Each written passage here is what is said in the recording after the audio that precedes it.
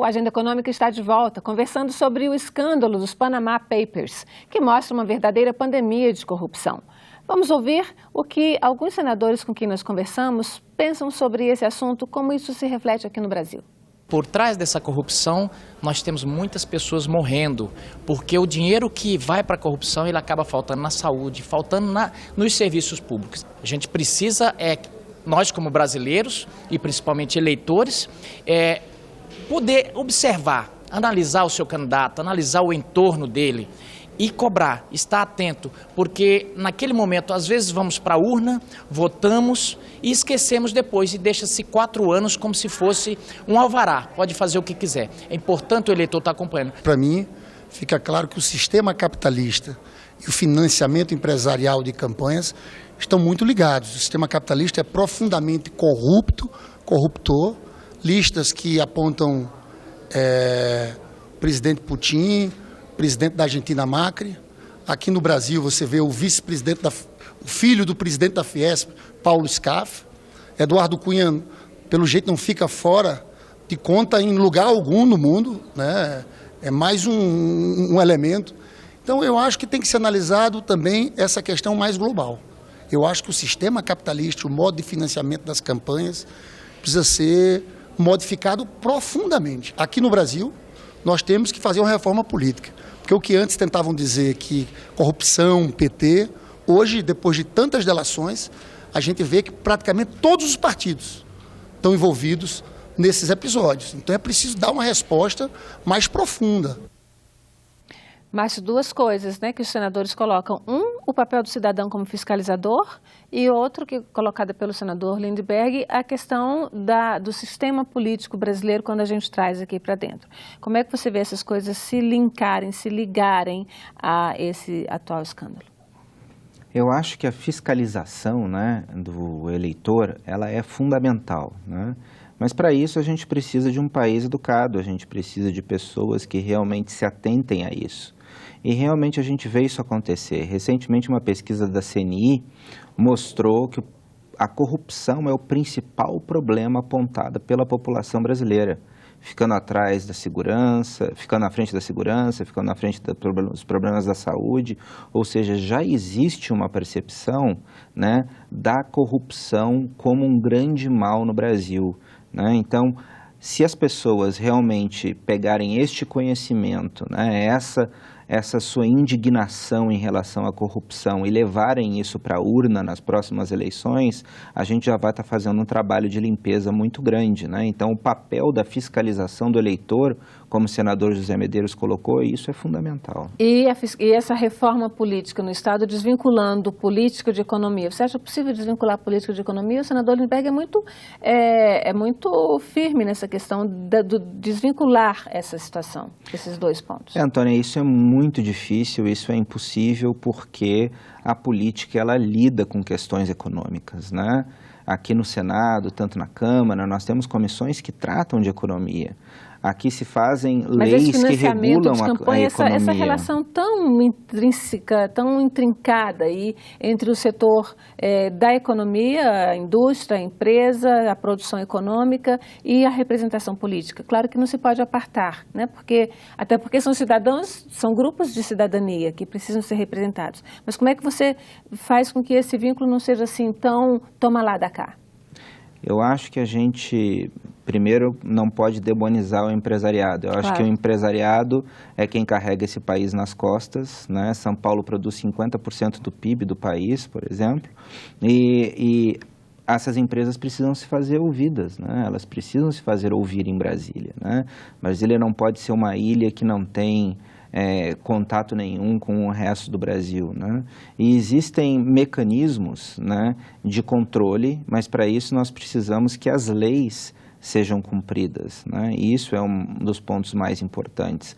Mas talvez, Antônia, o maior problema da corrupção ela não esteja nas empresas privadas, elas estejam nas empresas públicas. Empresas como a Petrobras, que foi saqueada, como a gente vê a questão do BNDES, que está vindo à tona, ou o Eletrolão, nós vemos não a corrupção das empresas privadas alimentando grupos políticos, mas nós vemos os grupos políticos sendo alimentados por dinheiro público desviado de empresas estatais. Então, como o senador de Lindbergh colocou, talvez não seja o problema da maneira como ele colocou, né, que o capitalismo leva a isso. Na realidade, falta capitalismo, sobra intervenção, sobra empresas estatais que ninguém consegue controlar e sobra corrupção, ou seja, sobra dinheiro público desviado dos cofres das estatais para dentro dos cofres dos partidos políticos para sustentar esses políticos no poder. Não tem um vínculo muito, digamos, um pouco promíscuo, mas também entre a iniciativa privada e o governo, uma apropriação da iniciativa privada do bem público, porque o BNDES é um grande financiador, como você citou. Agora, o BNDES financia basicamente, preferencialmente, empresas privadas e grandes empresas no Brasil, né? Nenhum problema, até aí a questão é essa relação de desvio mesmo dos recursos. Então, como o senador Lindbergh falou, não é que nós precisamos de menos capitalismo, nós precisamos de mais capitalismo. Porque o problema está no dinheiro público, nesse caso do BNDES, dinheiro público que foi desviado para grandes empresas privadas que financiavam o grupo político, né, no caso do qual ele faz parte. Então é o caso mesmo de desvincular, por exemplo, o financiamento de campanha.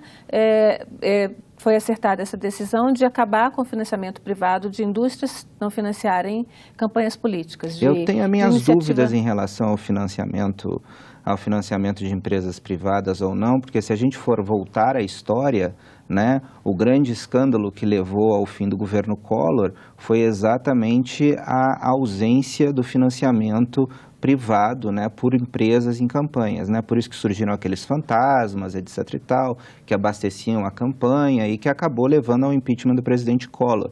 Nós estamos retornando aquele sistema. Então nós precisamos, eu acho que também aprender com a nossa história, né?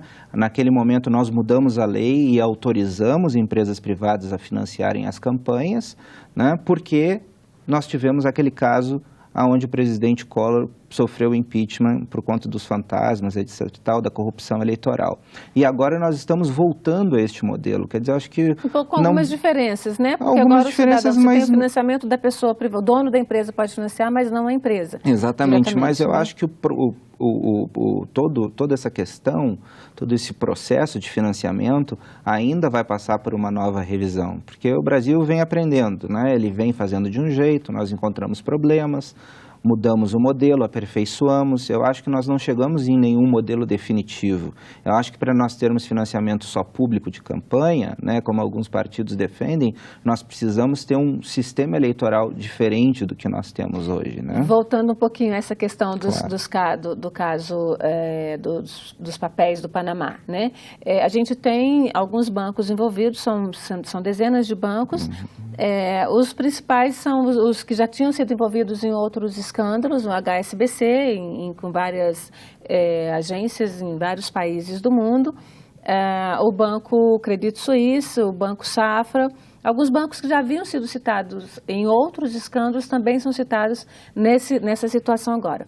Qual é o problema desses bancos nessa relação? Por que esses bancos são tão utilizados ou por que existem bancos que se prestam a esse uso de lavagem de dinheiro em muitas situações? Porque é claro que muitos offshores são legais, mas pelo que se parece a grande maioria é ilegal.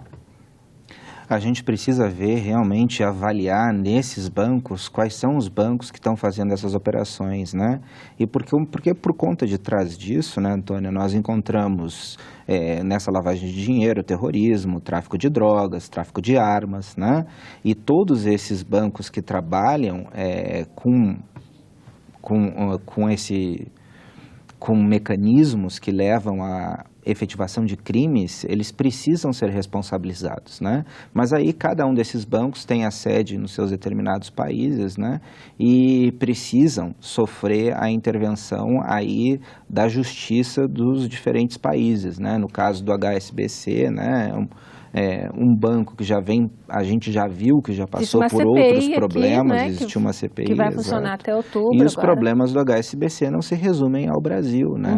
Então, não, de forma alguma. Então, eu acho que isso prova e eu acho que isso mostra também que a gente precisa fazer uma limpeza nas pessoas e nas instituições que não respeitam as regras. Uma coisa interessante que você falou, que é a questão de países que têm regras mais liberais, teoricamente as pessoas abrem menos offshore.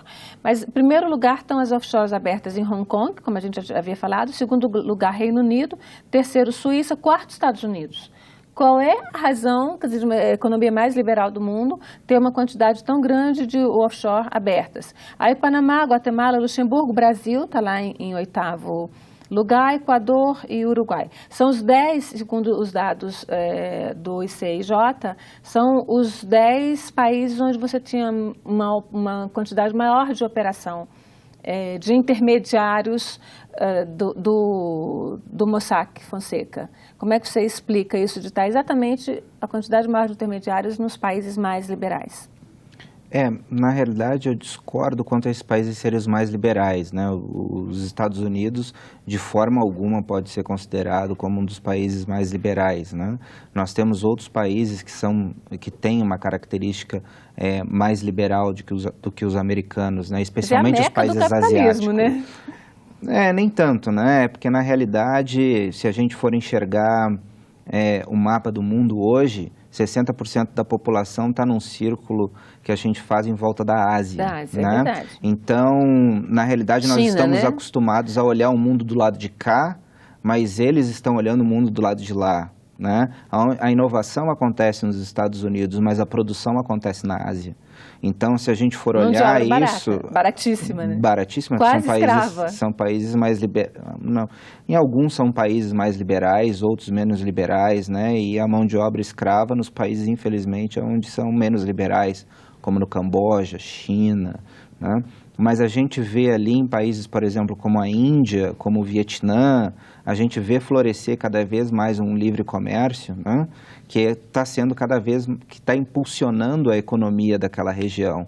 Na realidade, o centro do mundo, a meca do capitalismo mundial, ela se afasta cada vez mais dos Estados Unidos e se aproxima mais da Ásia. Da Ásia, né? E a China aí, a China hoje não adianta, são metade da população mundial quase, né? Não chega a metade, mas quase metade da população mundial está lá, né?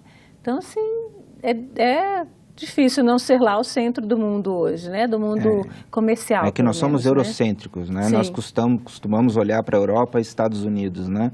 Mas o mundo, na verdade, está acontecendo lá. Nós estamos na periferia. Pois é, o mundo está acontecendo lá. Agora, a quantidade de chineses com offshores em Hong Kong, no Reino Unido, na Suíça, nos Estados Unidos é fenomenal também. É onde tem, segundo os dados, a gente procurou mais os dados do Brasil, mas é muito grande. Se o liberalismo está tão grande lá, por que procurar esses offshores? Lavagem de dinheiro? Ele está começando a penetrar na China, né? Mas ele é muito mais forte nesses outros países que você acabou de citar, especialmente em Hong Kong, né? Por isso que os chineses buscam muito...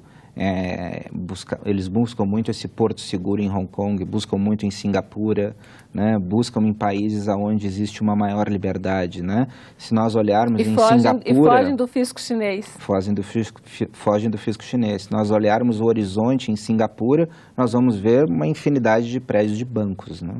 Bom, Márcio, agradeço muito a sua presença aqui, deu o nosso tempo de programa e até uma próxima. Obrigado, foi um prazer.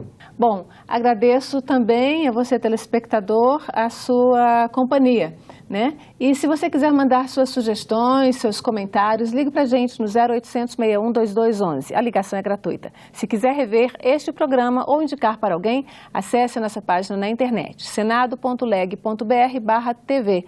Muito obrigada mais uma vez por nos acompanhar e até o próximo Agenda Econômica.